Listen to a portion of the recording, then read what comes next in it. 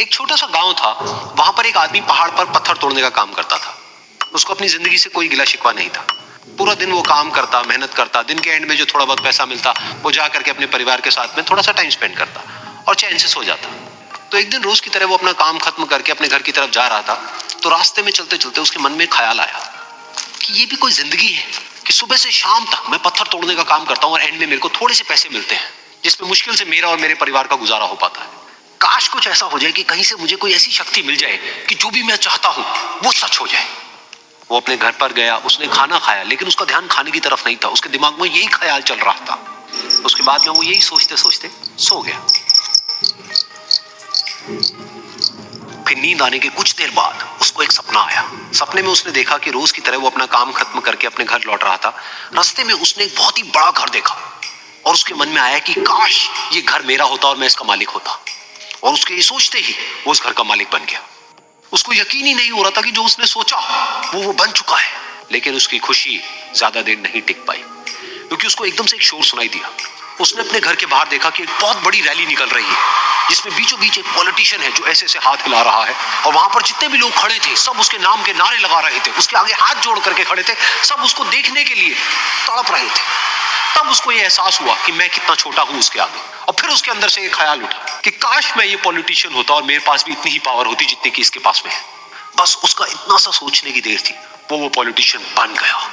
उसकी खुशी का ठिकाना नहीं था, क्योंकि उसके आसपास में हजारों लोगों की भीड़ थी और सब उसको देखने के लिए तरस रहे थे, तड़प रहे थे। लेकिन उसकी ये खुशी भी ज्यादा देर नहीं टिक पाई। धूप बहुत ही तेज थी और उस पॉलिटिशियन को आदत नहीं थी इतनी गर्मी में रहने की। तो उस धूप की वजह से उसको चक्कर आ गए और वो बेहोश होकर के गिर गया। फिर उसको एहसास हुआ कि पॉलिटिशियन सबसे ताकतवर नहीं है, ये जो सूरज है ये सबसे ताकतवर है। और उसके मन में आया कि काश मैं ये सूरज बन जाऊं तो मेरे आगे कोई नहीं टिक पाएगा। और उसका इतना सा सोचने की देर थी और वो सूरज बन गया।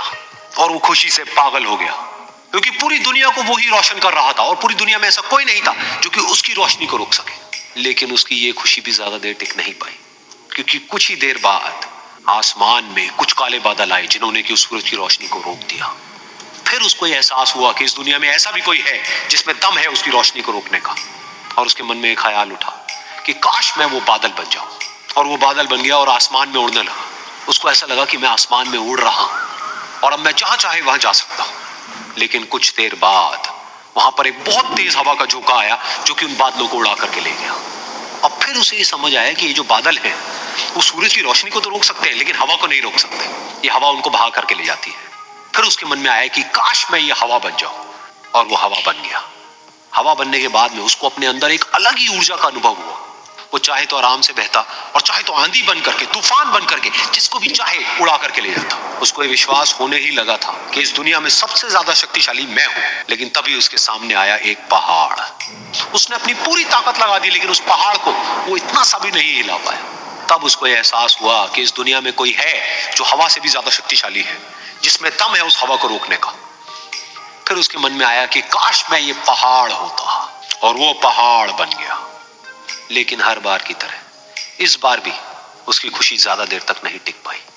उसको एक जानी पहचानी सी आवाज सुनाई दी और साथ ही साथ उसको दर्द होने लगा, जैसे कि कोई है जो उसको तोड़ रहा है, उसको मार रहा है। तो दर्द से वो चीखने लगा और उसके मन में आया कि काश मैं वो बन जाऊं क्योंकि इस पहाड़ को तोड़ने का दम रखता है। लेकिन इस बार उसकी ये ख्वाहिश पूरी नहीं हुई। वो रोने लगा, चीखने लगा, चिल्लाने लगा। उसने अपनी पूरी जान लगा दी, लेकिन इस बार वो नहीं बन पाया।